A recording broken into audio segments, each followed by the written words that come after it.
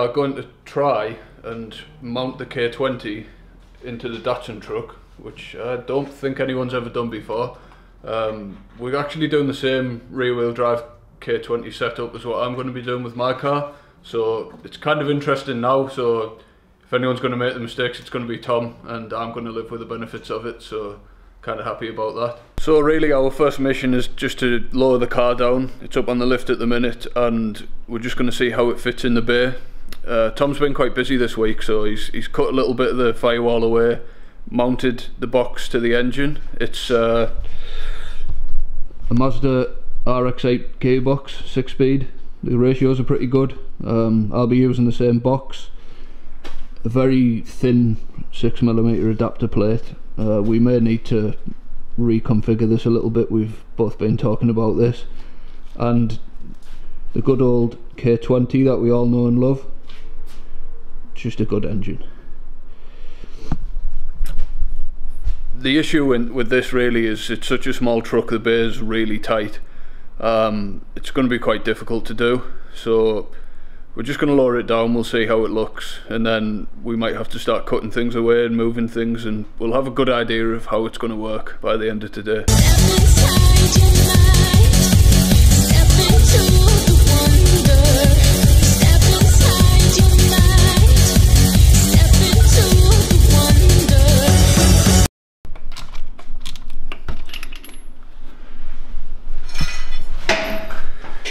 Just took a stud off. It was just something where the engine was mounted to the hoist, so it's no big deal really, but it was clashing, so that's got to come off and we'll go the rest of the way down. Round 2. Oi.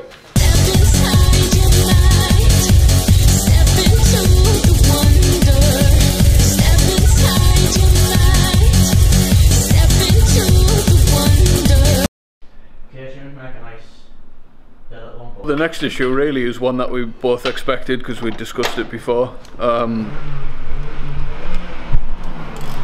that's just next door, don't worry about that. Fuck. So, this is the water outlet from the head. And it's not really an issue, obviously.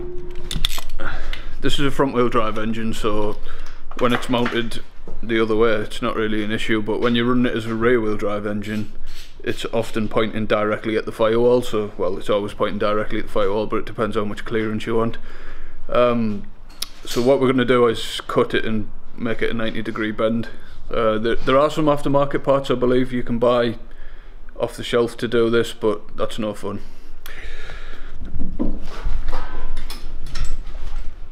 And from the inside, oh, this thing's covered in dynamite everywhere. Yeah, as you can see, the floor's all chopped out already.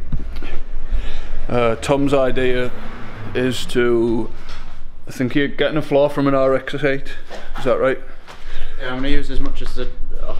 it depends how well it's going to work. I might only need to use the bell housing portion, and then grafting it to the rest of the cars would look ugly, so I might just make it from scratch anyway, but I'm gonna pick one up and see what I can do with it. Because the issue with the RX-8 tunnel is it's probably half the width of the car the rest of the way down, so I won't be able to fit seats or anything in it. So I'll see what I can use, if I can use it. If not, I might just make something custom. Yeah, the real issue with this car is the size. If you saw the previous video when he first got it, it's so small. Like, I crammed myself into it and it was difficult. Like, once you get in there it's not too bad, but it's just a really small vehicle. And you can see by the size of this K20 it near enough fills the engine bay, so it looks good though. It's gonna look good. So you can see that's off now. We just need to make something up to make that come out at the right angle, and I'll be repeating this with mine, so thanks for the R&D, Tom. I'm just up here trying to get a thumbnail and it's kind of sketchy. and I'm going to drop in a minute. If this video gets 1 million likes, I'll drop in. Imagine if it did. I'd fucking hurt that. It's like instant death.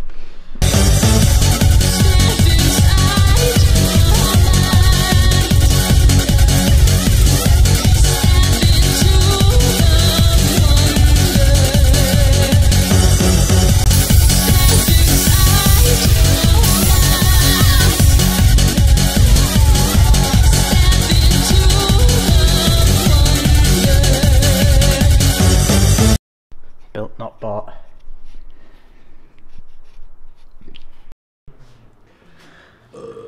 This thumb is going to save the day. Thumbing it in. The thumb of destiny. Do it. Is it past? Yep.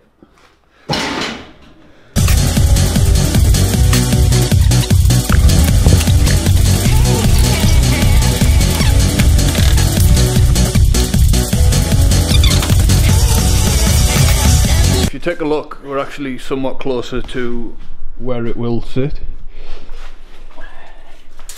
Height wise, there's still a little bit to go.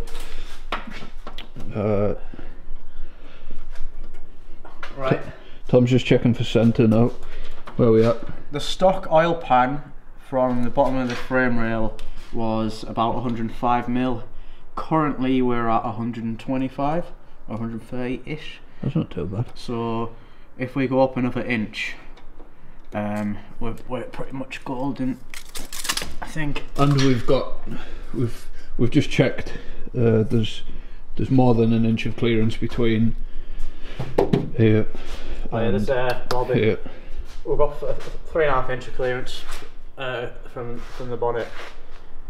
So that's not an issue. Currently, we might have to cut a little bit more out the firewall because we're touching there on the box and also here.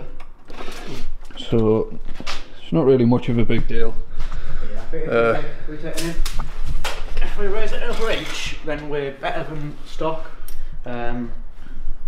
There's no point of going up any further with that because we're just having the centre of gravity at that point. So yeah, that's it for that. To be honest, it's not as tall as I thought it was going to be in the car, with it being quite a tall engine, especially compared to that tiny little thing.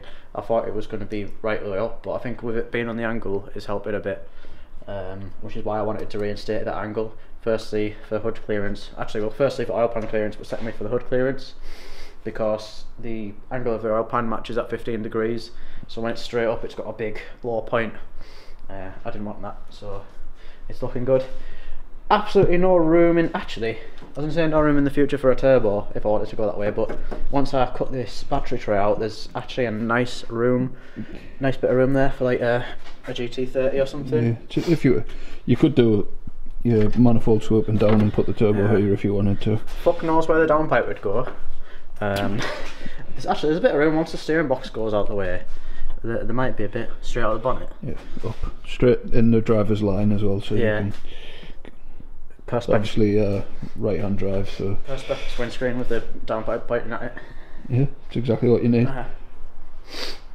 But yeah, that's looking alright. I was a bit worried that we're going to start getting issues with the oil filter touching the frame rails, but worst case you could relocate though. I mean, I've drawn the centre line measured just roughly, and this crank's about 15 mil off centre, so I just need to go 15 mil to the left. You need to take a little bit more out the firewall as well. Yeah, so I'll clear the firewall, and then we'll be sound. We can go the rest of the way down. Cool, it's looking good. Good. So one more time back up, and then we'll see where we're at.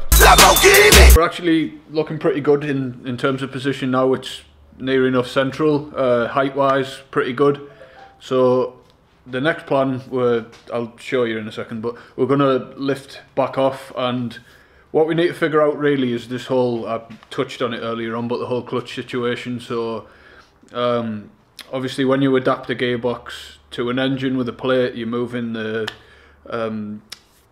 position of the box away from the engine. So a standard RX-8 clutch wouldn't work, a standard Honda clutch wouldn't work because it's designed differently, and this gearbox is different spline fitment. So what we're going to have to do is figure out whether we're going to have to take some material off the gearbox, or if we can get an offset clutch plate, or we'll just do some measurements and see how it looks, and then we'll contact a few clutch companies and see what we can do.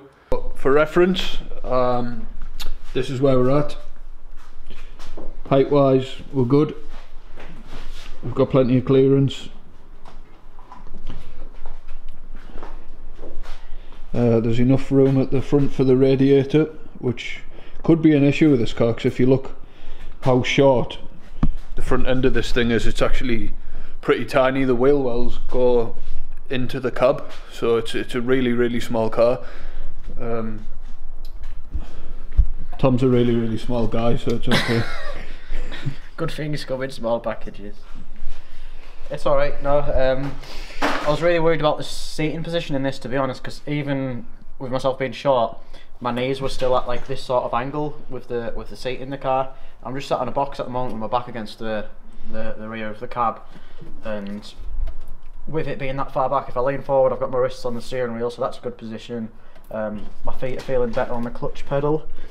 One thing I'm noticing is there's not going to be much clearance between this firewall house, the bell housing, and the clutch pedal, so I'll have to mount the engine in the gearbox quite solidly so I can keep some small tolerances against that, so I can give myself a bit more room in the pedals. The box still needs rotating 15 degrees, and I'm going to have to move the handbrake either off to the side at an angle or further back so it doesn't hit the shifter. But imagining where it's going to sit, that gear lever is going to be in quite a good place now with the engine, with the box moved back. So I think the stock one's here somewhere actually. Yeah, so the stock one was bent to bring it back for you, whereas we've moved the gearbox back. Nope. Gearbox back about that much anyway. So that's probably going to be quite good there.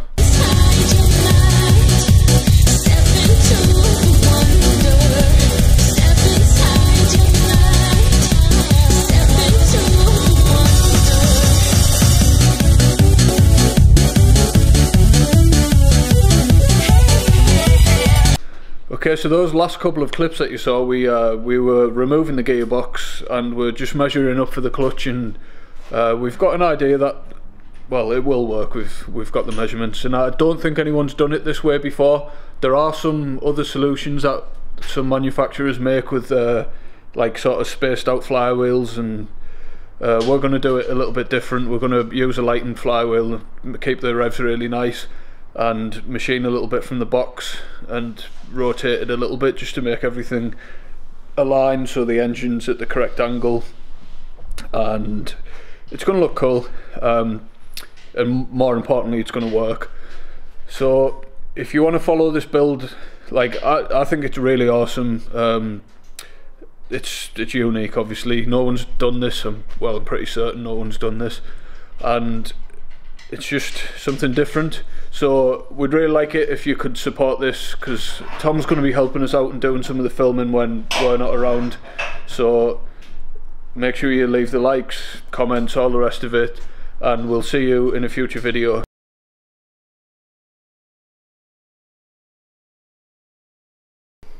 Thanks, driver. Thanks, driver. Bye!